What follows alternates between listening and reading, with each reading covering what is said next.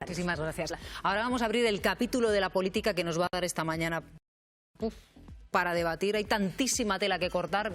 Miren, Pedro Sánchez ya saben que compareció ayer en el Congreso para dar explicaciones sobre la tragedia ferroviaria de Adamuz. Garantizó mejoras en la investigación, mejoras en los protocolos. Sus aliados le pidieron autocrítica y Vox y PP mostraron sintonía y auguraron para el presidente del Gobierno el banquillo de los acusados. Y en el primer pleno del año Sánchez compareció. Muchas gracias, señora presidenta. El galgo de Paiporta. Todo un jefe de la oposición utilizar el galgo de Paiporta es repugnante. Un auténtico buitre carroñero. Estaban hablando de trenes. Rodalies és una mierda. La meitat d'una merda segueix sent una merda. España está en fallo multiorgánico. Fueron muchas horas así debatiendo sobre el accidente de Adamuz. Es posible que un fallo se produzca incluso cumpliéndose los protocolos. Vamos a revisar los estándares. Han jugado a la ruleta rusa con nuestra seguridad. Nuestro sistema es uno de los mejores del mundo. Pero no ha evitado 47 muertes. Este era un accidente evitable. Su negligencia fue continuada y tuvo resultado de muerte. El señor Feijóo lo que hace es generar zozobra, crispación y mucha angustia. El PP y Vox ya responden al unísono. Su gobierno se sentará en el banquillo también por esto. Un crimen que les pesará a ustedes en sus conciencias y del que espero que respondan ante los tribunales. Y que no sería porque no se lo dijeron. 15 advertencias en 8 instituciones distintas. Bulos, desinformación, que no contraste para propagar simplemente odio, crispación. Este gobierno provoca calamidades. Precisamente a Abascal quería preguntarle. Señora Abascal, señora Abascal, señora Abascal, señora Abascal, su principal asesor, 26.700 euros al mes. Hay que tener cara. Como se metió con Vox, Feijóo le atizó a Bildu. De las víctimas que ustedes tienen que hablar primero es de las que mataron apretando el gatillo. Todo debatiendo sobre trenes y sin parar ni para un café, sesión de control. Los españoles están hartos de usted. Vergüenza, señor Feijóo. De modo que en este periodo de sesiones se recomienda a quien quiera elevar el tono que coloque en el escaño la baliza reglamentaria parlamentaria, la oficial, por supuesto.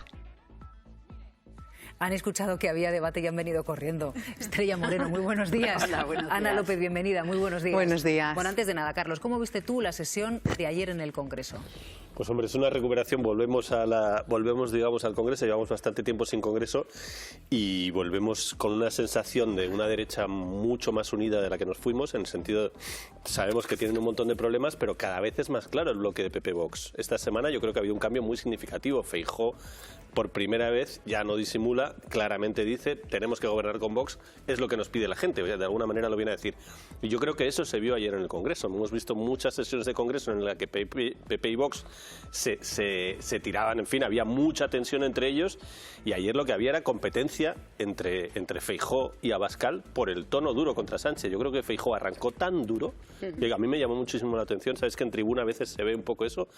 Cuando sube Abascal a la tribuna está un poco como descolocado, como de ¿y qué digo más ahora? Podía añadir, sí. ¿Y qué digo ahora? De hecho, el primer minuto, si lo miras, el primer minuto de Abascal no acaba de arrancar, luego ya se va a la inmigración y ahí vuelve a subir y ya es el discurso habitual de Vox y ya sigue con el discurso anti-inmigración brutal de Abascal.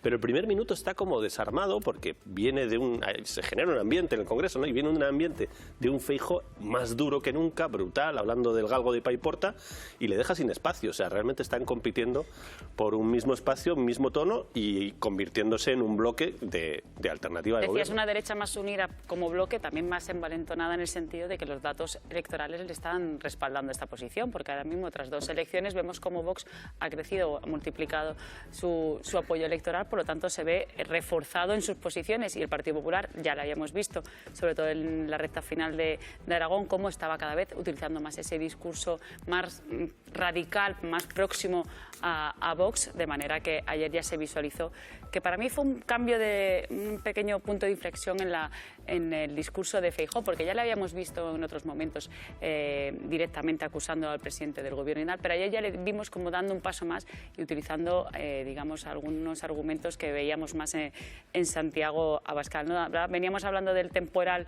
meteorológico, también el temporal político no amaina. Seguimos igual, pese a que sobre la mesa se estaba debatiendo buscar soluciones ante una tragedia de que tenía 46 víctimas en el caso de Adamuz y una en el caso de Rodalies de Barcelona, ¿no? O sea, eso no fue, digamos, como utilizado como algo que calmara los ánimos, sino que rápidamente ya vimos cómo la estrategia de enfrentamiento se abría.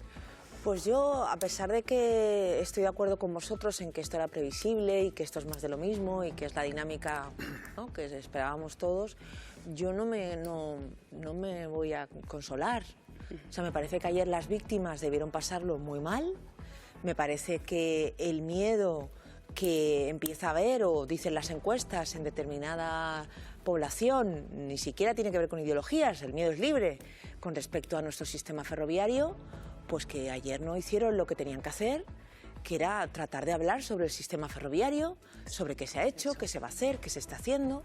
Yo me alegré mucho de que en algún momento sí que se aclarara algo, que se contaran todas las revisiones que se habían hecho a las vías, que se dieran todos los datos, que se contaran cómo estamos a nivel de accidentes en España en relación a lo que ocurre en el resto de Europa, que se diera un dato. A mí me faltó un dato que hicimos en casa, que son matemáticas sencillitas pero muy bien aplicadas. Hay 12.000 posibilidades más de que te toque el gordo de la lotería que de que te ataque un accidente ferroviario. Entonces, esto no se habló. Seguimos jugando a la irresponsabilidad social, a meter el miedo a la gente en el cuerpo, a jugar con las cosas de comer, que diría mi madre, o con las cosas de la seguridad de la gente que todos los días está en las vías del tren esperando un tren para ir a trabajar, ¿no? Yo lo lamento, me parece que hacemos un flaco favor a la situación del país, y sí me quedé, insisto, con un dato que quedó enterrado en toda la marabunta de porquería, y es que el presidente del Gobierno reconoció, después de contar todo lo que se había hecho y que se ha hecho todo según lo que dicen los manuales, que igual los estándares de control de los materiales y de esos mantenimientos hay que revisarlos. Esto es concreto, esto es algo en lo que se va a trabajar, y esto sí que aclara cosas que se suponía que tenían que aclarar ayer. No hay que meter miedo a la gente con el sistema ferroviario, en eso estoy de acuerdo. Lo que pasa es que tampoco puedes derivar toda la responsabilidad en una fatalidad, que fue el argumento del presidente del Gobierno. Es decir, no, esto ocurre porque hay una fatalidad, es casi una casualidad, qué mala suerte hemos tenido, y todo lo demás lo hemos hecho estupendamente. Ni una sola autocrítica en toda su intervención, especialmente la inicial. Yo creo que vimos dos debates. En la primera parte, la parte del discurso del presidente y la parte de la réplica de Feijóo sobre todo, creo que fue un debate más centrado en el sistema ferroviario, con argumentos, con exposiciones. El presidente trató de defender lo bien que creía que lo había hecho el Gobierno y todas las revisiones que se habían hecho. Feijóo le atacó con todo lo contrario, las denuncias que había, las quejas, los avisos que se habían dado sobre fallos en el sistema ferroviario, los propios maquinistas, pero esa primera parte se concentró en eso. La segunda parte del debate yo creo que fue bastante lamentable, ya con insultos, acusaciones de bulos, de todo, por parte de todos los partidos. Y dentro de ese debate creo que hubo también en el contenido dos debates. Uno sobre el sistema ferroviario, que llegó en la primera parte, pero a mí me sorprendió. Lo de ayer fue una especie de debate de investidura, sí, o de intento de investidura. No por parte del presidente del Gobierno inicialmente, sí por parte de Feijóo, que es el que arranca esa fase, cuando en la fase final ataca a todos los partidos de los socios del Gobierno, no a Vox porque no es socio del Gobierno, pero sí es verdad que ataca a todos los que son los socios del Gobierno, pidiéndoles, casi rogándoles, como ha hecho tantas veces, que pongan fin a la legislatura. Pero a mí lo que me sorprendió es que los socios del Gobierno recogieron ese guante y trataron de convertirlo en un debate de investidura de la legislatura está muerta, la legislatura se está acabando, está agónica, pero tenemos que reflotarla. Y entonces todos empezaron a dar argumentos por su parte, lo que consideraban de qué hay que hacer para que se pueda seguir hasta el final de la legislatura durante un año y medio más. Hombre, la cuestión es que para que se dé ese debate hace falta una moción de censura, ¿no? Sí. Entonces se plantea la moción de censura y se acabó y se presenta un programa. Pero la posición, pero fueron los socios del Gobierno los que decían, es que hay que seguir, ¿qué hacemos para que esto se mantenga? Que yo recuerdo también cuando Feijóo sube a la tribuna y dice, no, es que habrá. Cuando yo llegue a Moncloa habrá, y es ahí cuando él abre todo el debate, cuando plantea, digamos, un marco. Pero que esto es muy sencillo, se plantea una moción de censura, se plantea un programa, se presentan unas ideas y se dice, mire, y se vota, esto es lo que yo quiero hacer. Sí, es sencillo, es democracia. Yo de ayer lo que decía Pablo de que el Gobierno, bueno, no asumía responsabilidades, yo creo que la primera intervención del presidente del Gobierno, cuando habla de que se han cumplido todos los protocolos, pero que hay que revisarlos, yo creo que él no habla de fatalidad, habla de que haya habido errores. Creo que hay en parte una asunción de responsabilidad. Y sobre la competencia entre PP y Vox, estoy de acuerdo que hubo una competencia, pero creo que el PP terminó rindiéndose. Es decir, el que viene marcando por dónde tiene que ir la derecha y la ultraderecha es Vox. Y el tono de ayer de Feijóo, hablando de que van a terminar ustedes en el banquillo, de que, en fin, esto es lenguaje ya propio de Vox, por eso salía descolocado. Pero a mí lo que me preocupa es que hubiera esa rendición de Feijóo. Quiero decir, las víctimas no se merecían, en mi opinión, un debate tan hostil como el de ayer. O sea, las víctimas necesitan saber qué pasó. Es verdad que todavía no se sabe qué pasó. No ha terminado todavía ni la investigación técnica. Ya no hablemos de la investigación judicial, no. Pero, hombre, un mínimo de respeto, intentando explicar, intentando incluso consolar a las víctimas. Ese lenguaje de banquillo, de criminales, a mí me parece demoledor para ellos. Y lo peor de todo es eso, es que creo que el PP se ha rendido. No, a mí me estoy muy de acuerdo con Estrella, porque a mí efectivamente la primera intervención de Sánchez se le criticó mucho, no hace autocrítica. Y es verdad que en la política española no hay mucha autocrítica, pero es que el planteamiento era de autocrítica. El planteamiento es bastante sencillo de entender, lo hemos mirado, estamos mirando que ha fallado. De momento no sabemos que ha fallado la soldadura, pero entonces nos hemos puesto a mirar. ¿Se han hecho bien las soldaduras? Porque las soldaduras tienen un protocolo, tienen toda una cosa, entonces llevan semanas, evidentemente, mirando con detalle qué se hizo. No encontramos que se haya hecho nada fuera del protocolo, porque si se hubiera hecho algo fuera del español y europeo, si se hubiera hecho algo fuera del protocolo, ya lo tienes. Oiga, señores, ustedes tenían que hacer un control cada tanto y lo hicieron de otra manera. No lo encontramos. Entonces, ¿cuál es el problema? Que evidentemente el protocolo no es suficientemente estricto. Por tanto, efectivamente, yo creo que eso es un por lo menos es un cambio. Claro, que yo creo que es lo significativo. A mí yo arrancaba la crónica ayer, creo que con esa frase, que la tragedia de Adamuz, como era de esperar, va a cambiar muchas cosas. Y esto es lo relevante, lo que dentro de 15 años quedará de esto que está pasando ahora, además de la desgracia de que las personas que se le ha muerto un familiar dentro de 15 años, evidentemente quedará esa pérdida. Lo que quedará es que por este incidente cambiarán una serie de cosas que ayer se explicaron y que efectivamente era un debate relevante al que obviamente no entró la oposición, porque la oposición está en otra línea y está en la línea Vox de destrucción total. Pero la realidad es que cuando lo miremos con perspectiva, digamos, bueno, ¿y cómo cambió la historia de los trenes en España y por qué se hacen esta serie de cosas ahora en 2035? Bueno, pues se hacen en 2035 porque en 2026 hubo un accidente terrorífico que cambió las cosas. Pero es que además decíais lo del debate de investidura. Bueno, es que Feijóo ayer tardó, creo que un párrafo en meter las elecciones de Aragón y de Extremadura. O sea, no le interesaba hablar de más que para decir van a terminar ustedes en el banquillo, que sus abogados... También tenemos que soltar un poco de contexto, que también hay que reconocer que hablamos del respeto a las víctimas. No hay que olvidar, el presidente del Gobierno iba a comparecer por el accidente de Adamuz, el sistema ferroviario general, la crisis de la política internacional, y luego hizo estrategia política y utilizó, sabiendo que él no tiene límite de tiempo, la primera parte para hablar todo de Adamuz y explicar. Y es en ese momento en el que en la réplica la oposición solo tiene un tiempo tasado para hablar de todo lo demás. Entonces también hay que poner eso un poco en esa coctelera. A ver, el presidente del Gobierno no había hablado de elecciones. Claro, Feijóo... porque luego tiene otro segundo turno en el que utilizó casi una hora y pico para hablar de todo lo demás. Que es estrategia política como con la de cualquier otro, pero hay que tener en cuenta que unos tienen un tiempo tasado y otros no, y ahí lo utilizaron políticamente. El Gobierno tendría que tener el tiempo tasado. Aparte del tiempo tasado, no, un tema monográfico, un pleno monográfico de lo que ocurrió en Adamuz, no mezclar todas las cosas, porque como eso ya es la estrategia que le interesó a Feijóo, que yo no la estoy defendiendo, sino que le interesó y dijo, de esto me interesa poco, voy directamente a degüello, pero claro, tenían el tiempo limitado, cosa que en el otro lado poco es el accidente, me interesa poco, voy a la elecciones. Eso lo de ellos. No, pero eso no es verdad. Un segundito, porque no les hemos explicado lo del descoloque. Es que lo del descoloque de Abascal A ver, ustedes entendemos que ustedes, pues lógicamente no tienen tiempo para todo y dicen, venga, confiamos en que nos... Pero es que a veces lo más interesante de la sesión no es lo que dicen los políticos, porque no todo cabe en un vídeo, pero es que ayer asistimos a ese momento de descoloque de Abascal, porque cuando él llega a la tribuna, la intervención que le dejan impresa critica al presidente por haber comenzado toda su comparecencia por el análisis de las cuestiones internacionales, porque es lo que pensaba Abascal que iba a hacer.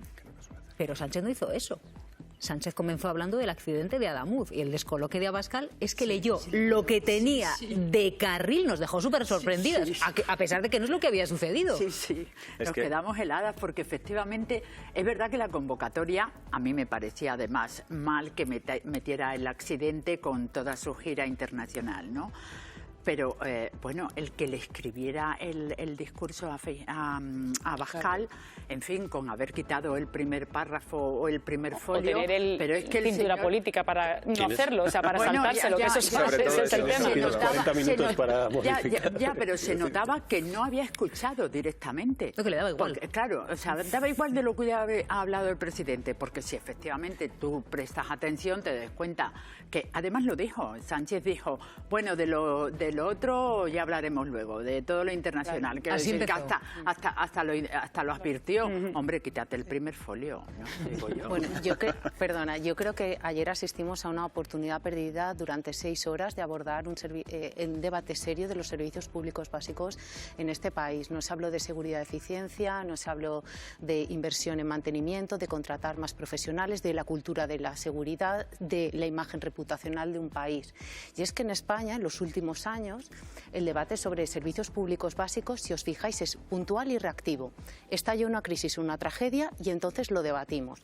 Los incendios del año pasado, ¿cuánto hablamos de la inversión en comunidades autónomas que le dedicaban a las emergencias?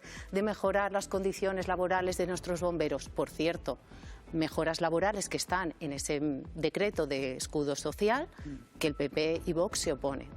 Con lo cual, no hay un debate serio ni prolongado de los servicios públicos básicos. ¿Y esto qué está provocando? Erosión de la confianza de los ciudadanos en la política, desconfianza en las instituciones y ya tiene un coste electoral. La encuesta de 40DB de esta semana y del País revelaba que más de la mitad de los españoles piensa que fue una mala gestión de la tragedia de Ademuz del Gobierno. ¿Y qué es interesante de esa encuesta? Lo que opina el votante socialista. 4 de cada 10 votantes socialistas comparte esta opinión. Y luego sobre el tono del debate de ayer. Yo creo que nada nuevo en las formas y en el fondo del debate de PP y Vox, que están abrazando y se han puesto el traje de oposición antisistema. ¿Qué quiere decir oposición antisistema? Significa que mi objetivo es desgastar al Gobierno, no esclarecer lo que pasó en Ademuz, no mejorar las condiciones de nuestro sistema ferroviario. Abascal volvió a dibujar un país al borde del colapso. Abro un inciso. Habló también de Estado fallido. Estándares de seguridad, estándares democráticos, según Naciones Unidas, lo que es un Estado fallido. Veamos Somalia, veamos Haití. El Estado pierde el monopolio de la violencia. No se celebran elecciones. El agua y la luz no están aseguradas en ese país. Eso es un Estado fallido.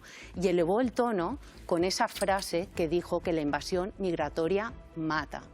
Y vimos a un Feijóo que se puso el traje de Abascal, no solo en la retórica, sino también cuando sobrepasó la línea e insultó al presidente, que yo creo que ese es un Rubicón que no había crecido.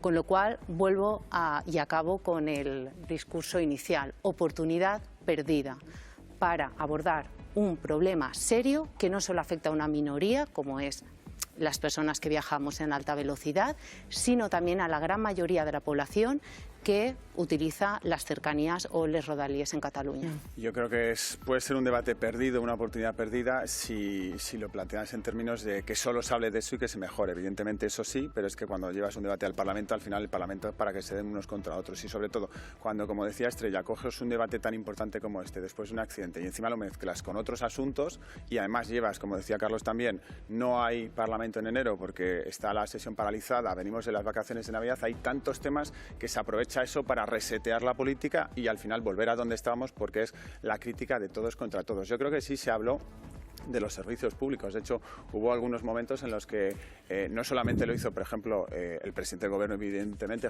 defendiendo su gestión, el líder de la oposición criticando esa gestión, pero hablando en términos de servicios públicos. El comentario que decía Estrella de Aragón y Extremadura llega enseguida, efectivamente, al poquito de empezar, pero es un comentario para decirle a Sánchez que prácticamente está deslegitimado, la gestión del accidente es un argumento, los fracasos de las elecciones son otros, y él suma argumentos a eso. Pero dedicó la primera parte a hablar casi todo del sistema ferroviario.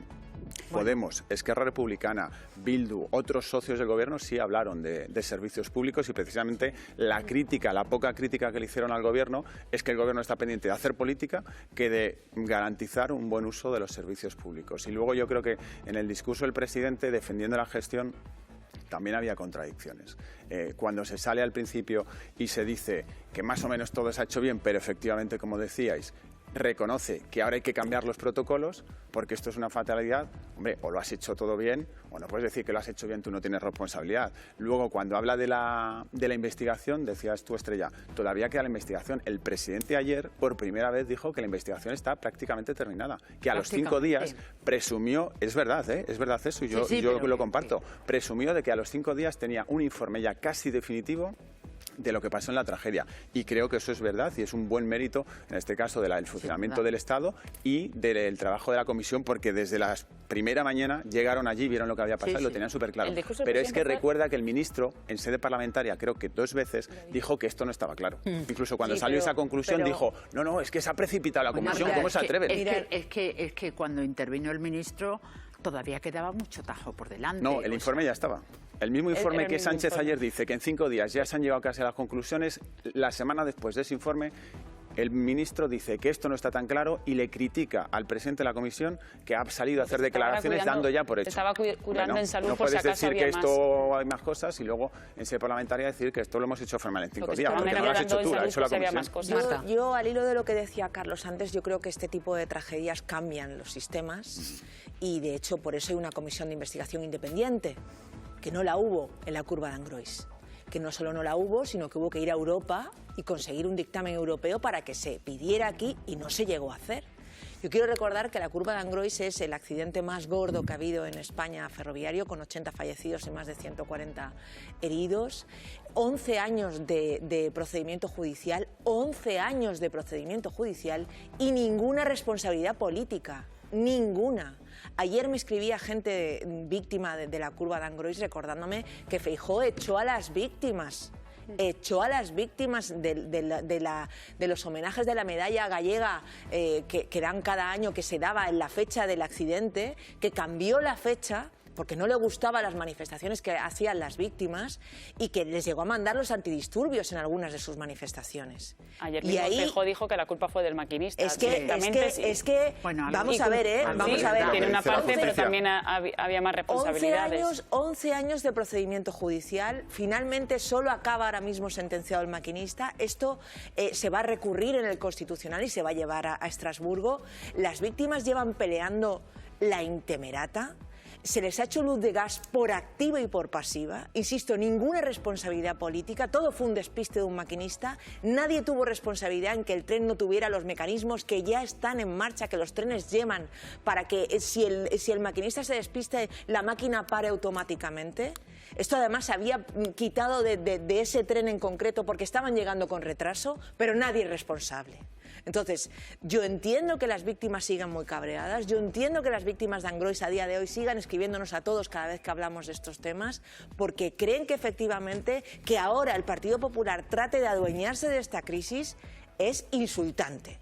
Y creo que vale la pena recordarlo porque ellos consiguieron que ahora haya una comisión de investigación independiente que a los 5 días tenga unas conclusiones bastante claritas de por dónde van las cosas. Nos está pidiendo paso Javier Mohedano desde el Congreso para aclararnos qué es lo que sucedió ayer. Cuéntanos, Javier. Bueno, Silvia, lo deslizabais en la mesa, ¿no? Cómo descuadró a los grupos parlamentarios esa primera intervención del presidente del Gobierno solo hablando de trenes. Bueno, pues efectivamente desde el entorno del presidente del Gobierno nos decían que Pedro Sánchez hasta el último minuto estuvo decidiendo si empezar con trenes, si por el ámbito internacional, pero finalmente optó solo por hablar en esa primera intervención de trenes. Eso a algunos grupos le descolocó, que llevaban en su réplica, efectivamente, su intervención, ese reproche al presidente del Gobierno también por esa mezcolanza pasa de temas. Nos decían fuentes de Moncloa que en esa primera intervención Sánchez finalmente solo habló del accidente ferroviario por respeto a las víctimas y luego ya efectivamente pues introdujo esas introducciones, ¿no?, en el ámbito internacional. Recordábamos que uno de los reproches que hacía el Partido Popular era que ese pleno no fuese monográfico. ¿Hasta qué punto ayer comenzamos a ver en el Congreso, Ana, el comienzo de una pinza PP y Vox? Porque les vimos coordinados hasta el punto de usar las mismas palabras para decir que Pedro Sánchez iba a acabar en el banquillo. Bueno, yo creo que esto es sintomático de lo que está pasando también en Europa. Ayer tuvimos una decisión inédita en el Parlamento Europeo y por primera vez el Partido Popular Europeo y los 3 partidos de extrema derecha votaron a aprobar los centros de deportación masiva de Meloni y a enviar a terceros países a personas sin arraigo, es decir, una persona que es rescatada en las aguas españolas de Mali puede ser enviado a Afganistán. Esto se aprobó el miércoles en el Parlamento Europeo. Por primera vez, Partido Popular Europeo y los 3 partidos de extrema derecha. ¿Qué está pasando en España? Bueno, que estamos viendo también esa competición electoral, pactamos pero confrontamos desde la radicalidad.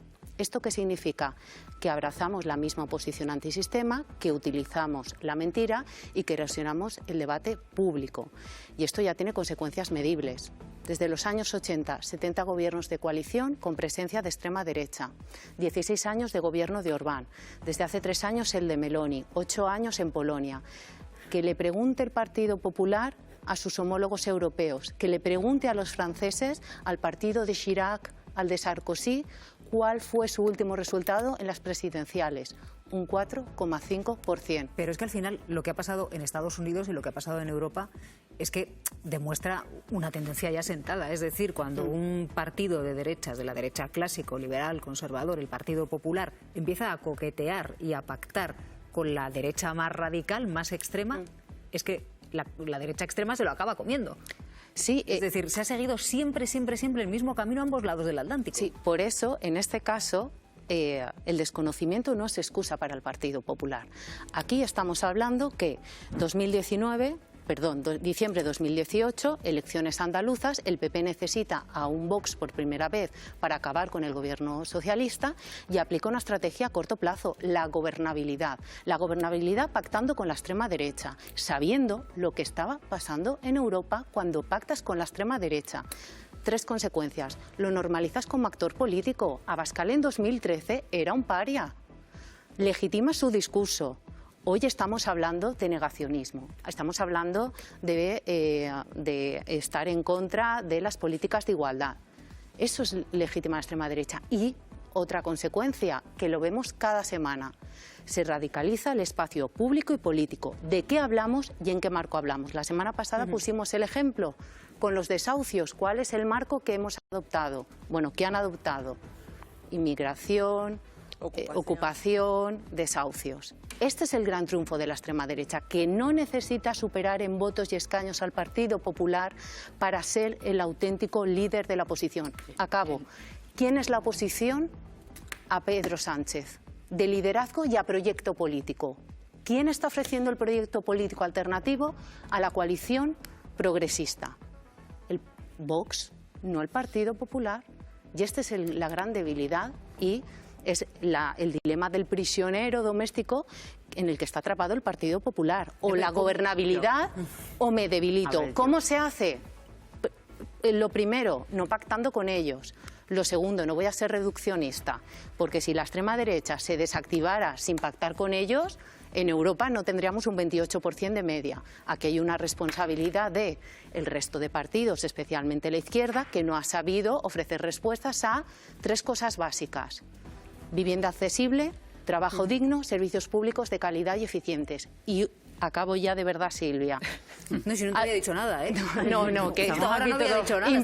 Imparto mis clases a veces aquí. Estamos subestimando la oferta política que ha presentado Abascal.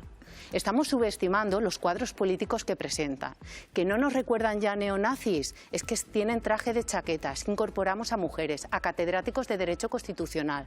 Estamos subestimando el discurso, un discurso muy hábil, que se ajusta muy bien a las redes de comunicación con esas 140 palabras. Y estamos subestimando algo muy importante, que a diferencia de partidos con los que se quiere comparar como Podemos, la extrema derecha española tiene un refuerzo internacional inédito, que tiene línea directa con Washington y con Orbán en Hungría. Dos cuestiones breves que nos vamos a Extremadura también, precisamente para seguir abordando este asunto. Sí, yo creo que efectivamente el único que tiene discurso claro es Vox en ese sector, de derecha, ultraderecha. Lo que no creo es que todavía sea la alternativa. Creo que hay un proceso en el que el PP no ha sabido reaccionar y cuando está reaccionando ha sido asumiendo ese discurso de la ultraderecha y de Vox, como decíamos antes, ¿no? En fin, confío en que el PP reaccione y vuelva a su discurso de la centralidad, porque es la única manera, y si no, lo que decíamos antes, rendición a Vox, y los que van a mandar son Vox. Creo que todavía no, aunque se va multiplicando. Es que España es todavía un caso atípico en el que la ultraderecha no le ha ganado numéricamente a la derecha, como ha pasado en Italia, donde ya ha ganado, como ha pasado en Francia, donde ya ha ganado, y en otros tantos países, pero desde el punto de vista político le está ganando la partida ampliamente. No le está ganando numéricamente, pero sí le está ganando con el que le está cambiando el discurso. Esa es la gran victoria de Vox, es cambiar el discurso del PP. Y no nos olvidemos cómo llega Feijóo a la presidencia, que no hace tanto tiempo, al liderazgo. Llega justo después de unas elecciones de Castilla y León, en las que Vox crece muchísimo y estaban convocadas para sacar mayoría absoluta. Pablo Casado, todavía presidente, se convocan con el presidente de Castilla y León las elecciones para sacar mayoría absoluta, le sale fatal la jugada, crece Vox y ese crecimiento de Vox genera un ambiente que ya tenía problemas internos Casado, pero genera un ambiente para que le den el asalto a Casado. Y llega Feijóo con el discurso de la moderación. La primero que dice en el Senado es: yo no he venido a insultar a Sánchez, he venido a ganarle las elecciones, porque el PP consideraba que el discurso de la moderación y un Feijóo con trayectoria y con recorrido después de muchos años de mayorías absolutas le iba a salvar de Vox. Y 3 años después tenemos al PP más ultra de los últimos años, a un Feijóo que además se le nota a veces que no acaba de atinar con su propio discurso, porque Feijóo, hablando del galgo de Paiporta, es que no te lo acabas de creer y está comprando el discurso a Vox y obviamente, como decía ayer Sánchez, le decía, entre el original y la copia la gente se queda con el original, pero este es el gran debate del PP y la gran decisión, que obviamente no es fácil. Si fuera fácil estarían además todos en política, pero que obviamente no es fácil, pero que no le está saliendo bien esta opción. Que vamos a seguir hablando de este asunto. No se lo decía porque es que en medio de todo esto quedan 2 procesos electorales, Castilla y León y Andalucía, y el Partido Popular quiere gobernar con Vox en Aragón y en Extremadura. Quiere y lo está intentando. Lo que pasa es que las negociaciones en las 2 comunidades pues están en un puto muerto. Bueno, es que hasta el punto de que en Extremadura la relación, las conversaciones están tan alejadas, tan distanciadas, que el Partido Popular no descarta que haya que volver a votar. Un mes y medio después de las elecciones en Extremadura siguen sin entenderse PP y Vox. La formación de Abascal les acusa de filtrar las negociaciones, pero la candidata del PP lo desmiente y mantiene su mano tendida.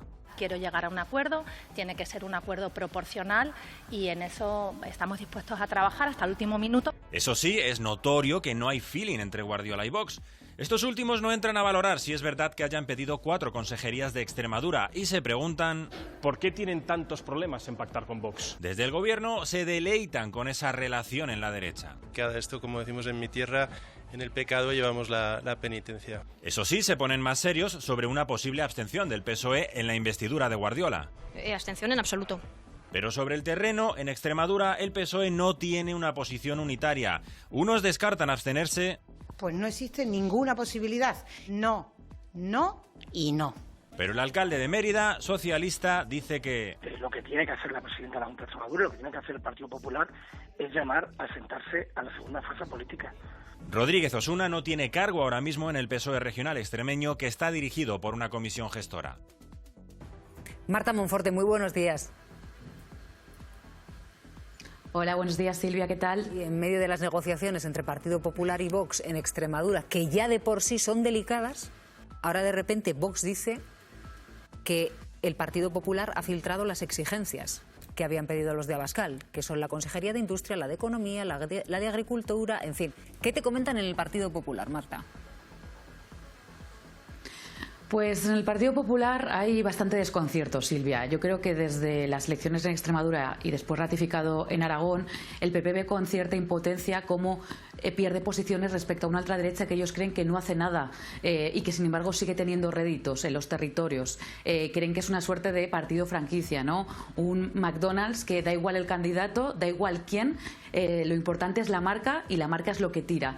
Entonces creen que al final Vox lo que va a intentar es doblarle los órdagos, ¿no? Desde el PP habían pensado que quizá la mejor estrategia para que se desgastaran era hacerle una oferta de entrar en los gobiernos porque creían que Abascal lo rechazaría, pero sin embargo estamos viendo como Abascal dice, ¿quieres que entre? Pues entro, y además con consejerías con peso, con notoriedad, ¿no? Y hablamos de interior, hablamos no solo de agricultura, que es lo que habían pedido hasta ahora, sino también de industria, es decir, consejerías que tienen peso y políticas públicas. Entonces el PP ya empieza a preocuparse de ser, digamos, los culpables de no meter a Vox en un gobierno, porque eso llevaría, en el peor de los casos para el PP, a unas nuevas elecciones en las que María Guardiola, digamos, sería percibida desde fuera como la culpable de no querer pactar con la extrema derecha, que al final es quien ha duplicado sus escaños. Entonces hay una cierta sensación de desconcierto, de incluso desánimo de cara a las elecciones en Castilla y León, porque incluso hay fuentes internas y cuadros medios que te hablan casi ya de un triple empate, no un triple empate al uso, sino que las posiciones y los porcentajes están tan cercas unos de los otros que ya temen que Vox esté pisándoles los talones, y el PP sigue desconcertado con cómo hacerles frente, porque al final hemos visto a lo largo de estos últimos años cómo el mayor rival y el mayor enemigo del Partido Popular y de Feijóo no es tanto Pedro Sánchez, sino su mayor amenaza es Vox y Santiago Abascal. Claro, Vox está, May, en una posición de fuerza, parte de un suelo del 18% de voto, de un suelo, en Castilla y León, es decir, está en expansión y el techo no lo ve, y al final está haciendo lo que tiene que hacer un partido político. Oiga, ¿usted quiere pactar conmigo? Pues yo dentro del gobierno quiero esto, esto y esto. Eso estaba intentando repasar ahora justo, que además las encuestas siguen con una tendencia alcista, o sea, que no es que le den estancamiento, sino que del suelo y siguen para arriba, ¿no? Y sobre todo porque además era uno de los presidentes autonómicos del Partido Popular más débil, el señor Mañué, que es el que se enfrenta justo ahora a las elecciones. Antes decías, Silvia, lo de que el Partido Popular quiere gobernar con Vox y de tapadillo empezábamos ya el debate aquí en la mesa. Yo ya no digo que no solo es que quiera, es que necesita, porque en Aragón, por ejemplo, necesita tener un sí, y ese sí solo se lo van a dar, han dicho desde el primer momento, si entran en el gobierno. En Extremadura pueden jugar con una abstención que permita la investidura de Guardiola, pero encima las relaciones allí ya también les han dicho, no, es que queremos entrar en gobierno y no te lo voy a poner encima fácil.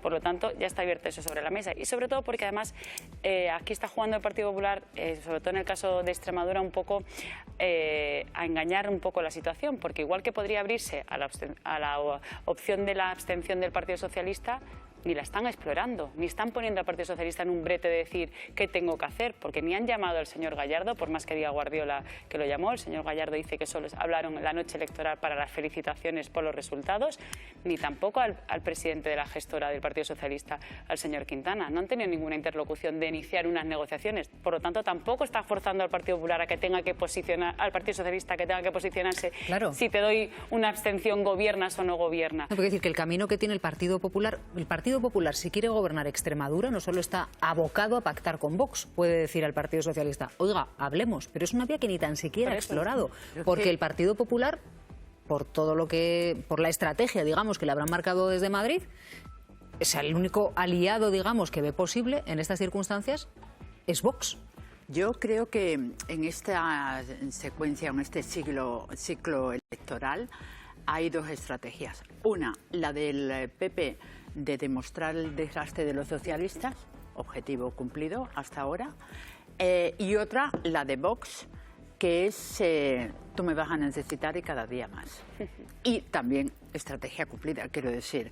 Y Vox yo creo que intenta forzar que se repitan las elecciones, quiero decir. Es verdad que hasta el 3 de mayo tienen en Extremadura para una segunda ronda de intento de investidura, pero claro, es que ya nos sumamos a la campaña de las elecciones de Castilla y León, ¿no? Y es que para cuando convoque Moreno, es decir, y yo tengo, esa es una de las claves, creo que Vox va a bloquear una comunidad detrás de otra hasta que esto se termine. La cuestión es que se va a votar en Castilla y León, Ana, que yo siempre Sin lo decía, cerrar. ¿no? Claro, sin que se haya cerrado las anteriores, ni Extremadura ni Aragón. Va a bloquearlo todo. Esto supone, y esto es una yo entiendo, estrategia. un momentito, esto supone, Ana, que cuando el Partido Popular diseñó el calendario con el objetivo de ir avanzando puestos y desgastando a Pedro Sánchez en las elecciones autonómicas, Vox vio otra cosa. Vox vio la forma de desgastar al Partido Popular en un calendario muy bien visto realmente políticamente para decir, es que te voy a tener rehén, vas a votar y todavía los ciudadanos no van a saber qué he hecho, si te ha ayudado a llegar al gobierno o no, en la comunidad anterior. Sí, es que la estrategia, claro, de Vox está bien vista desde el principio para sus intereses. Sí, Vox está demostrando una inteligencia táctica muy importante. Por eso, ojo, cuando se subestima a Abascal y se dice que no trabaja y que es un vago. No. Detrás de la extrema derecha hay mucho trabajo y aquí hay mucha inteligencia táctica. Uno, en julio de 2024, Vox rompe los gobiernos autonómicos con los que había estado simplemente 11 meses de gobierno con una excusa que no puede pasar desapercibida. No queremos acoger a menores migrantes en nuestro país. ¿Con esto qué consigue? Dos cosas. No perder el monopolio del partido de la mano dura contra la migración. Importante, porque la migración es un tema que moviliza al votante, no solo en campaña, si fuera. El segundo objetivo, que lo estamos viendo ahora, capitalizar el malestar por el desgaste de los gobiernos del Partido Popular. Se ha sentado en la orilla del río. Ha visto cómo Mañueco se va a desgastar por los incendios. En Valencia veremos la erosión electoral que pasa factura a los populares. Y en este caso está en una posición de fuerza en las negociaciones con estos gobiernos. ¿Por qué? Por esa fuerza cuantitativa. Vox sabía. Tenía encuestas que le daban este crecimiento del 10 al 18%. Media europea, 24%. Dato. Y cualitativamente, Vox también es muy importante. ¿Por qué? Porque María Guardiola no los tenía en el gobierno, pero seguía aplicando el programa de Vox en el tema de memoria democrática. Con lo cual estamos, primero, de negociación. Yo te presento un programa de máximos y a partir de ahí vamos negociando. Yo no creo que Vox aboque a unas nuevas elecciones. Y acabo. Último elemento que diferencia la negociación de Extremadura con la de Aragón. Factor María Guardiola. Abascal llegó a pedir a Feijóo que la destituyera. Y este elemento también provoca una tensión de la cuerda que no vamos a ver, por ejemplo, en las elecciones de Aragón. Y yo veo que, como tú has dicho, van a ir encadenando elecciones para marcar sus prioridades, porque así refuerza la utilidad de votarlos. ¿Quién es el que manda? Vox. Claro, Vox no tiene por qué hacer paralizar los gobiernos en el resto de las comunidades que ya han votado. Le vale con decir, la llave la tengo yo y todavía no la voy a meter en la cerradura hasta que vote Castilla y León y quizás hasta que vote Andalucía. ¿Cómo está viviendo todo esto Génova, Elena? Bueno, pues las cosas se complican, admiten en Génova, que empiezan a hablar ya de esa posibilidad que decíais en mesa, la de una repetición electoral en Extremadura, cuando hace menos de 2 meses de ese adelanto de los comicios por falta de presupuestos. La dirección del PP dice que no es la opción que querría, la de esa repetición, porque los resultados creen que serían muy similares, el reparto de escaños, pero no la descartan, y ante esas negociaciones con Vox que están en punto muerto para un gobierno en coalición, esa tensión que estamos viendo, lo veíamos también en redes, que está yendo en aumento a 3 semanas de ese primer intento de pleno de investidura, abonaban ayer, deslizaban esa idea que comentabais, la de una abstención del PSOE, que es verdad que todavía no han explorado como tal, pero decían fuentes de Génova que sería coherente con la idea de los socialistas de aislar a Vox, y para el PP permitiría, dicen, lo que ellos quieren, un gobierno en solitario. ¿Qué es lo que dice el Partido Socialista, Sandra? Porque de momento lo que le plantea el Partido Popular es, bueno, usted absténgase, pero absténgase gratis. No hay una postura unificada, porque mientras que la portavoz en la Asamblea extremeña no contempla esa abstención para facilitar la investidura de Guardiola, en cambio el alcalde de Mérida, que fue portavoz en la campaña electoral extremeña, está abriendo la puerta a que se pueda negociar. Cree que los populares deberían llamarles si fracasa esa negociación con Vox, ya que son la segunda fuerza política en la región, porque tendrían que buscar algún tipo de acuerdo que facilite la gobernabilidad, dice, en el que se incluiría la investidura de María Guardiola por un lado y la aprobación de los presupuestos regionales. Sería inviable, dice, una abstención únicamente para facilitar esa investidura, ya que eso solo genera inestabilidad. Tienen que sentarse a pedir al PSOE sus condiciones encima de la mesa para que finalmente haya gobernabilidad en Extremadura. Marta, ¿hasta qué punto en medio de las negociaciones PP y Vox se cuela un componente personal ya de, en fin, de una incluso hostilidad manifiesta que es la de Vox hacia María Guardiola? Sí, en este caso lo hemos visto y lo estamos viendo. Yo creo que impacta mucho en las negociaciones la hostilidad y la mala relación que han tenido desde 2023, cuando la propia María Guardiola dijo que no iba a meter a Vox de ninguna manera dentro de sus gobiernos, y al final tuvo que ceder, también presionada por Génova, porque ella creía en la igualdad y ellos no. Él les acusó básicamente de ser unos machistas, de ser incluso racistas, porque decía que las políticas de inmigración no las compartía con Vox, y todo eso enfadó mucho en su día a un Vox que al final entró con una consejería de Agricultura y, como hemos explicado, se acabó marchando también por desavenencias internas con la cúpula de Abascal, pero claro que opera una animadversión manifiesta por el hecho de, además, pedir en campaña al propio Abascal que a Feijóo que le apartara del cargo si realmente íbamos a una repetición electoral. Una cuestión que al final estamos viendo que no pasa de la misma manera con, por ejemplo, Jorge Azcón, que también él ha hablado sobre esta posible abstención del PSOE y ha dicho que él no se lo plantea de ningún caso, que el PSOE, él no quiere pedirle nada al PSOE y que si tiene que negociar y pactar con Vox, lo hará. Ahí se evidencia, ¿no?, las dos posturas del PP y el hecho de que el PP sigue sin dar con la tecla respecto a cuál es la mejor estrategia para abordar su relación con la extrema derecha. Y mira, Silvia, que lo han intentado todo. Han intentado ignorarlos, han intentado atacarlos, han intentado distanciarse de ellos con políticas y han intentado mimetizarse con ellos. Y ninguna de estas estrategias les está resultando positiva de cara a establecer cuál va a ser su relación con un Vox que cada vez está más fuerte. ¿Han agotado todo lo que podían intentar, Ana? No lo han intentado. Es que siguen gobernando en 150 ayuntamientos. Es que siguen aplicando las medidas que Vox le mascan en la acción de gobierno. Vemos lo que está pasando en la Comunidad Valenciana con estadísticas diferenciadas de personas nacionales, inmigrantes y donas sangre. Yo cuando decimos que el PP ha intentado todo, eso no es verdad. Y esto es cuantitativo y cualitativamente cuantificable y evidenciable. Aquí en España estamos muy lejos de tener un gran acuerdo como los alemanes y portugueses. Lo primero porque los alemanes lo tienen en su cultura política, ese cortafuegos de no pactar con la extrema derecha, y después porque en el PP hay otro problema añadido que no tienen, por ejemplo, otros conservadores. Es que hay dos almas. Que eso a lo mejor hoy hablamos, el alma que representa el trumpismo de Ayuso y luego pues ese centro moderado que puede representar Moreno Bonilla, con lo cual el PP también tiene que decidir cuál es el PP que se quiere presentar en las siguientes elecciones, porque en un contexto de polarización política donde tú tienes una competición no solo de una extrema derecha, sino varias, por ejemplo en Cataluña, el votante que te premia, que tengas un programa sólido, que sabemos a lo que vamos a votar. Y en este momento el PP nace o vive en una ambigüedad que le está perjudicando, pero ojo, que no ha roto en 150 ayuntamientos. Claro, pero es que aquí en el caso de Extremadura, en el año 2023, lo recordaba Marta Monforte muy bien, es que Feijóo obligó a Guardiola a pactar con Vox con la nariz tapada, porque ella decía, yo no lo voy a hacer, y pactó con Vox porque se lo ordenaban sus jefes desde Génova, pero ella pactó con Vox con la nariz tapada.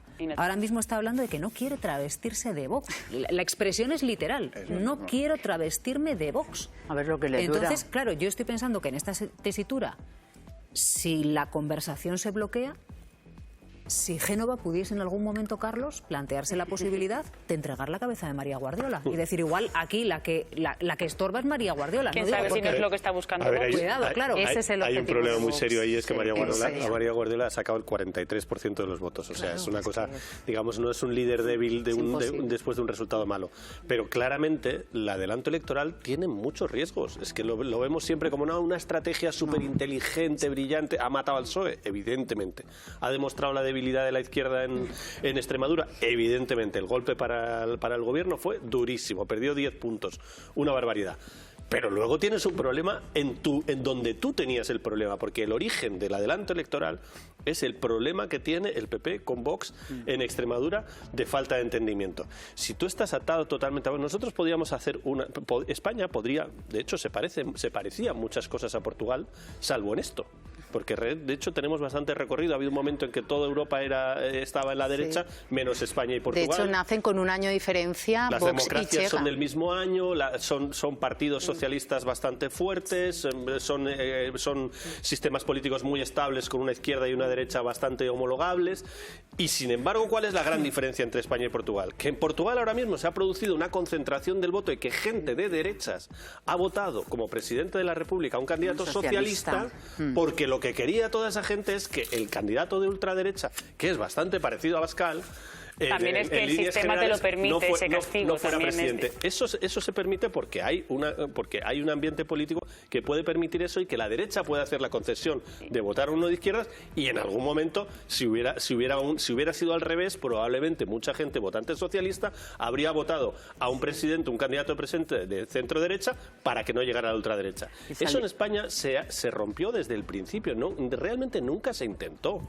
Nunca se ha intentado un cordón sanitario real. El PP nunca se planteó la posibilidad, porque el cordón sanitario hubiera supuesto para el PP la pérdida de un montón, como pasó para la CDU en Alemania, que perdió nada menos que una comunidad autónoma, una región, hubiera supuesto pérdida de mucho poder y nunca lo aceptó. Os voy a pedir que seáis breves porque en un instante vamos a tener con nosotros a la ministra de Sanidad, con la que vamos a abordar también como líder de Más Madrid, otro de los asuntos fascinantes del debate de estos días, que es la unidad de la izquierda del Partido Socialista. Así que, por favor, prácticamente en titulares. Adelante, Pablo, y vamos hablando todos, ¿vale? 3 o 4 personas y seguimos avanzando. Estoy bastante de acuerdo con Carlos, pero hay un elemento humano añadido para que eso no sea posible. Y es que antes de que la ultraderecha entrase en las instituciones en España, tenemos un líder del Partido Socialista que desde el año 2016 dijo no es no, que parte del no has entendido y va a ser no. Cuando gobierna uno, cuando gobierna otro. Es imposible desde el año 2016 las alianzas entre PP y PSOE. Y antes, en el pasado, sí lo han sido de distintas maneras, incluso para políticas de Estado. Ahora ni siquiera para políticas de Estado, porque no se llama desde un ministerio a un partido político, simplemente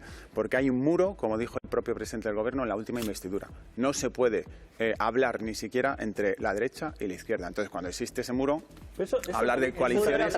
Eso también es otra cosa que se ha instalado y tampoco está real. Instalado no. No se ha instalado, no lo digo yo, lo dijo él, 2016, para que podamos hablar todos. Un segundo. Pero es que además voy a plantear yo una cosa. Es imposible un gobierno de Partido Popular y Partido Socialista integrado por las dos fuerzas políticas en Extremadura.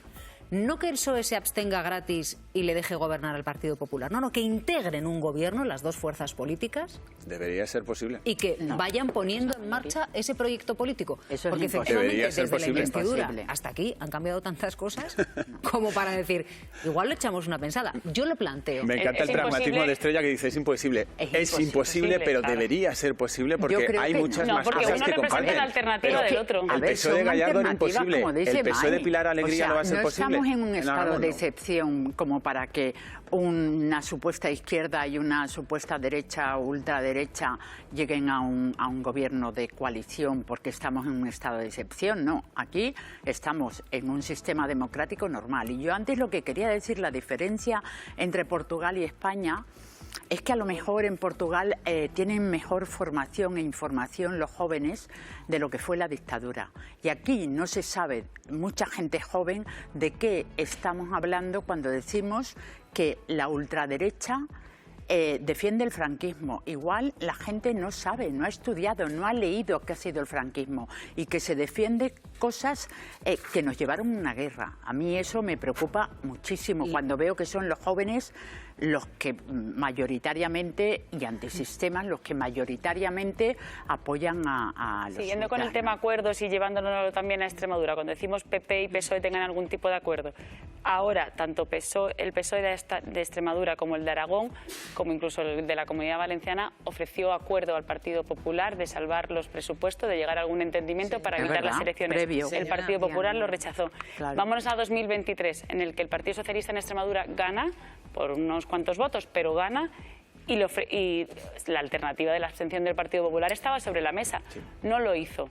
Por lo tanto, el entendimiento también parte cuando es la otra parte. O sea, una cosa es que tú exijas, como está ahora mismo Guardiola, con un momento tenso de que no llega a un acuerdo con Vox y se suelte la liebre de la abstención del Partido Socialista, y otra cosa es que cuando tú la pudiste ofrecer, no la diste. Muy breve. Yo creo que no va a haber posibilidad de acuerdo porque sería alimentar a Vox. Ya hemos llegado a tal callejón sin salida en el que eso sería alimentar a Vox. Y otra cosa, también me parece que no van a poder mantener al país parado desde el 21 de diciembre que se votó en Extremadura hasta junio de este año. Yo creo que sí. Yo creo que no van a poder mantener al país parado sin pagar un coste electoral también. Eso tiene un precio.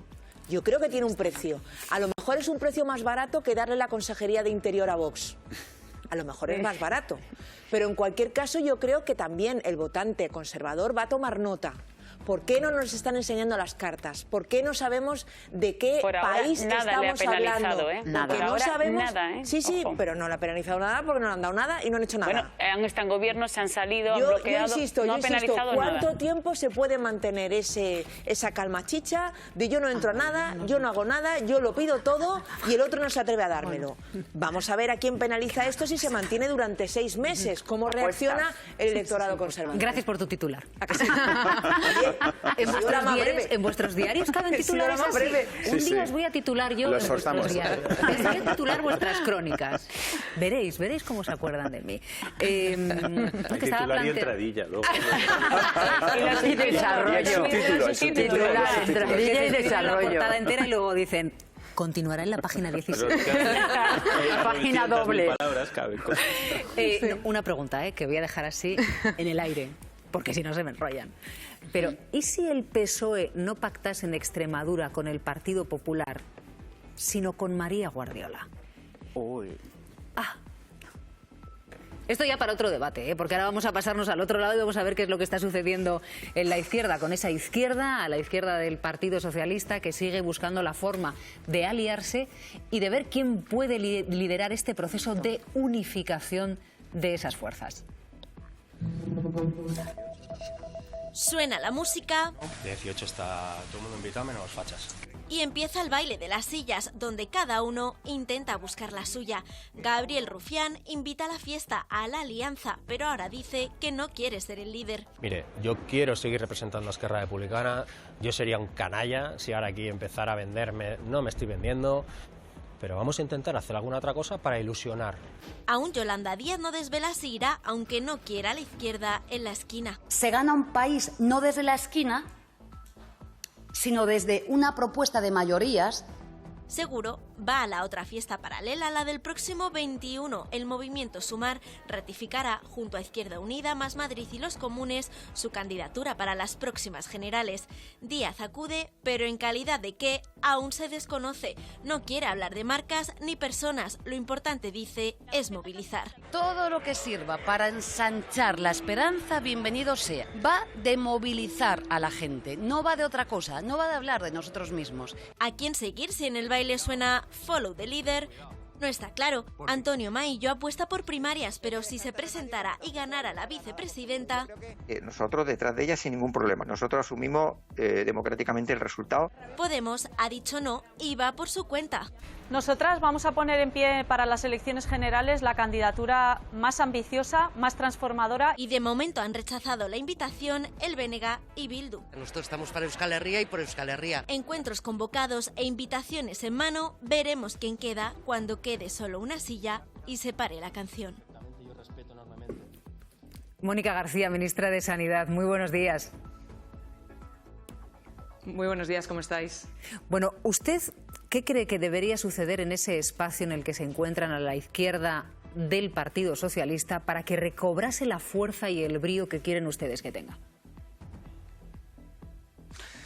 Bueno, pues yo creo que tienen que ocurrir dos cosas. Una, la que lleva ocurriendo desde hace ya muchos meses, que es que seamos capaces de tejer una alianza, que sea una alianza sólida, que dé una perspectiva de futuro al espacio progresista. O sea, que las fuerzas políticas, a las organizaciones políticas que representamos al espacio de la izquierda, seamos capaces, que estamos siendo capaces de plantear un futuro de esperanza y hacernos cargo de ese espacio político que en algún momento se ha podido sentir huérfano, pero que nosotros decimos, no, mira, nos remangamos y vamos a hacernos cargo. Y lo segundo que tiene que pasar es que esa construcción sea una construcción lo suficientemente estable y lo suficientemente fraterna como para que no sea una construcción endeble en la que solo estemos hablando de quién la lidera, si este, si el otro, si el de más allá. Por otro lado, yo creo que lo que ha pasado en estos años, en este gobierno progresista, desde el año 2023, creo que ha sido muy interesante para la izquierda, porque más allá de la coalición con la que nos presentamos con Sumar en el 23, que fue la que fue capaz de revalidar el gobierno progresista, y esto quiero remarcarlo, tenemos alianzas tejidas con otros partidos progresistas, Esquerra, Bildu, el BNG, con los que pues trabajamos en común para llevar al Congreso de los Diputados las políticas transformadoras de nuestro país, las políticas de vivienda, las políticas que tienen que ver con la regularización, las políticas que tienen que ver con la defensa de los servicios públicos, de la sanidad pública, etcétera, etcétera. Entonces yo creo que hay dos planos, ¿no? Un plano en el que cada uno de los representantes que tenemos arraigo territorial seguimos trabajando para que ese arraigo territorial se transforme en un espacio común y en un espacio de alianzas fraternos, en el que construyamos, yo lo estaba diciendo estos días, una casa de piedra. Hemos construido una casa de madera, ahora tenemos que construir la casa de piedra y ya le pondremos el tejado cuando toque. Claro, ustedes van a presentar su propuesta el día 21 de febrero en Madrid. Pero yo entiendo que estos días, con todo el run que hay y todo este debatazo, ministra, yo entiendo que hay conversaciones, ¿no?, entre las distintas formaciones políticas de la izquierda. ¿Hay disposición por algunas formaciones de sumarse a ese proyecto que ustedes van a presentar? Bueno, conversaciones es que no ha dejado de haber desde el 23 de julio del 2023. Tenemos diálogo, tenemos fraternidad, nos respetamos unas fuerzas a otras. Y claro que ha habido cuatro fuerzas que hemos dicho, vamos a dar el paso adelante, vamos a dar el paso al frente, vamos a remangarnos y hacernos cargo de lo que está ocurriendo en el espacio progresista y luego, por supuesto, seguimos tejiendo alianzas y diálogo con el resto de fuerzas políticas. Yo creo que, a pesar de que todo este ruido está intentando hablar de que hay división, yo creo que el espacio progresista no ha estado más unido como ahora que nunca. Nunca hemos tenido esta red, esta alianza de voluntades, ¿no? Hemos pasado de una coalición de siglas a una alianza de voluntades de hacernos cargo. Porque yo estoy de acuerdo con el debate que ha suscitado Rufián, ¿no?, el debate que ha suscitado Gabriel, que es, vale, hay que hacer algo. Ese algo que lo estamos haciendo tiene que ser un algo que ilusione, que no va nuevamente otra vez de hiperliderazgos, ni de si tú, ni yo, ni esa silla, ¿no?, que decíais que se queda la última, sino va de hacer un proyecto que sea estable para enfrentar a una ultraderecha, en este caso española, porque aquí lo que echamos de menos es una derecha con la que podamos hablar, una derecha conservadora, una derecha moderada. Decíais antes que había dos almas en el PP. El alma moderada no lo vemos nunca. En el Congreso nunca se ve ese alma moderada. Solo vemos a una derecha ultraderechizada y a una ultraderecha que cada vez es más fuerte, ¿no? ¿Cómo enfrentamos los bulos? ¿Cómo enfrentamos las mentiras? ¿Cómo enfrentamos la política tóxica? Eso es lo que tenemos que hablar, ¿no? Y cómo nosotros proyectamos un proyecto que sea, que movilice al espacio progresista, al votante progresista y que movilice también a nuestro país para seguir transformándolo. Ministra, yo por lo que estoy escuchando del debate en los últimos días sobre la organización, que usted nos contará cómo piensan organizar este proyecto que van a presentar el día 21 de febrero en Madrid. Pero, digo, algunas de las ideas que se están escuchando, al final parten de un análisis electoral clarísimo, es que las fuerzas de izquierda, a la izquierda del Partido Socialista, se presentan fragmentadas en todos los territorios y además en algunas comunidades autónomas en concreto se encuentran rivalizando con fuerzas de izquierda, digamos, propias de esa comunidad, con una beta nacionalista o ustedes que esta mañana se va a celebrar una importante votación precisamente allí. Es la ley de multirreincidencia, una petición de Junts al Partido Socialista. Y hay novedades importantes, Javier. Sí, porque a esa hora ya os podemos contar que Esquerra Republicana de Cataluña, que no se sabía muy bien qué iba a hacer, estaba en el no, en la abstención, finalmente se abstiene porque, bueno, pues ha llegado a un acuerdo con el gobierno para crear 180 nuevas plazas de jueces y juezas en Cataluña para los próximos 2 años, para hacer frente, así dicen los republicanos, a esa carga de trabajo que van a tener los jueces con esa modificación en los tipos penales. Bien es cierto que se abstienen, no les gusta la norma, así califica Gabriel Rufián esta ley. Nosotros lo que no compartimos es el tufillo racista que tiene o que lo hagan porque quieran. Nosotros lo que hemos pactado con el PSOE son 90 jueces más para allá, porque si no el colapso judicial es bestial. Claro, es un gesto de acercamiento, decíamos, del gobierno a Junts, pero que está generando diferencias con los socios. Javier, ¿en qué consiste en concreto esta ley? Bueno, Silvia, pues de lo que estamos hablando es de delitos menores, es lo que estamos hablando en este momento. Lo que se va a cambiar se va a introducir de nuevo agravante por el robo de teléfonos móviles o dispositivos electrónicos. También se aumentan las penas de cárcel para este tipo de delitos y se introduce un nuevo delito por el petaqueo, ese suministro de carburantes a las narcolanchas. Hay que recordar que esta norma lleva en el cajón, esta proposición de Junts lleva en el cajón desde 2024. Ahora el gobierno la saca para intentar un acercamiento con los de Puigdemont. Bien es cierto que en Junts hemos preguntado y lo que nos dicen es que de acercamiento nada, que es una de las carpetas pendientes que tienen con el gobierno, así que la negociación no se ha vuelto a reanudar con el Ejecutivo. Le acabamos de preguntar a Miriam Nogueras, decía esto en el pasillo. ¿El hecho de que se vote multirreincidencia cambia las cosas con respecto al gobierno? No cambia nada.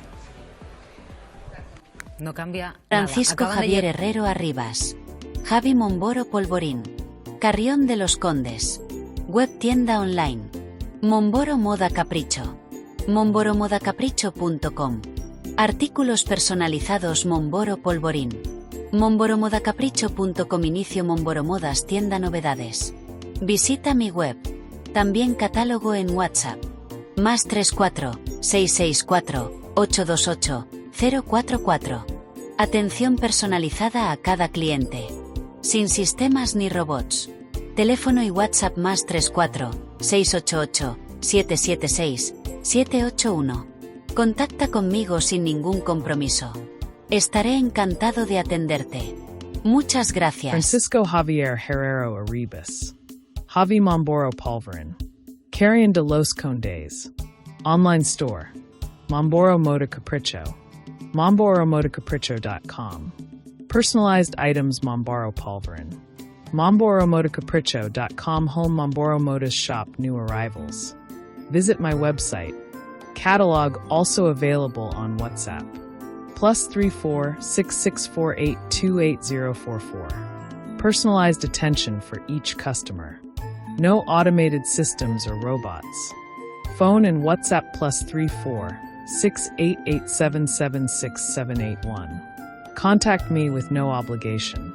I'd be happy to assist you. Thank you very much. Servicios. Diseño gráfico y multimedia. Creación y mantenimiento de páginas web. Diseño de moda exclusiva a capricho. Clases de informática presencial y online. Logotipos, folletos, carteles, vídeos, publicidad. Retoque y reparación de fotografías. Edición y montajes de vídeos personalizados, eventos, cumpleaños. Carteles y vídeos, asociaciones, redes sociales.